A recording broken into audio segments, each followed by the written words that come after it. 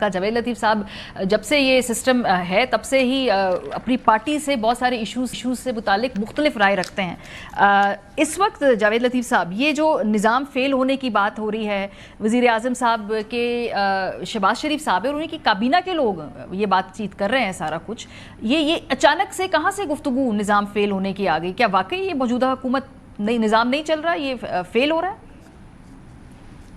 دیکھیں ماریا، ایک تو 2.5-3 سال ہو گئے ہیں ایسی آوازیں سننے کو ملا کرتی ہیں، اور میں تو بڑے عرصے سے کہہ رہا ہوں کہ جو حکومت بیس لیس ہوتی ہے، جس کی میجورٹی نہیں ہوتی اور مانگے تانگے کی وہ حکومتیں ہوتی ہیں، وہ آزادانہ نہ فیصلے کر پاتی ہیں، اور ان کو ایسے حالات کا یا ایسے بیانات کا یا ایسی گفتگو سننے کو پھر ملا کرتی ہے۔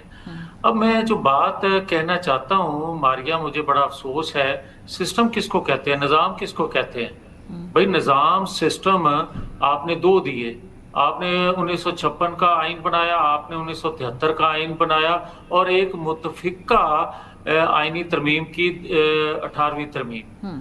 یہ تین جو کوٹ میں نے کی، یہ کنسنسس سے ہوا، میں اس کو مانتا ہی نہیں ہوں، مانتا تو سوری ہوں، مگر میرا اس پہ یقین نہیں ہوتا۔ جو میجورٹی کی بنیاد پہ آپ امینڈمنٹ کرتے ہیں، کوئی ترمیم لے کے آتے ہیں، اس کو کیونکہ پاکستان کے لوگ یا تمام سیاسی جماعتوں کی ورکر سے لے کر لیڈرشپ تک شاید اس کو وہ اہمیت نہیں دیتی، وہ اعتماد نہیں ہوتا جو ان ایک ترمیم اور دو آئین آپ کے جو بنے۔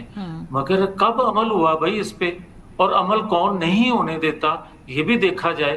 اور جو آج بات کی جا رہی ہے کہ آپ یہ تو کہہ سکتے ہیں کہ بھئی کسی صوبے کی حکومت نے ڈیلیور نہیں کیا، یہ آپ کہہ سکتے ہیں کہ مجھے یہ توقعات تھی وفاق سے مگر وفاقی حکومت یہ ڈیلیور نہیں کر پائی۔ نظام کہاں سے آ گیا؟ بھئی نظام پہ تو ہمیشہ پابندیاں ہمیں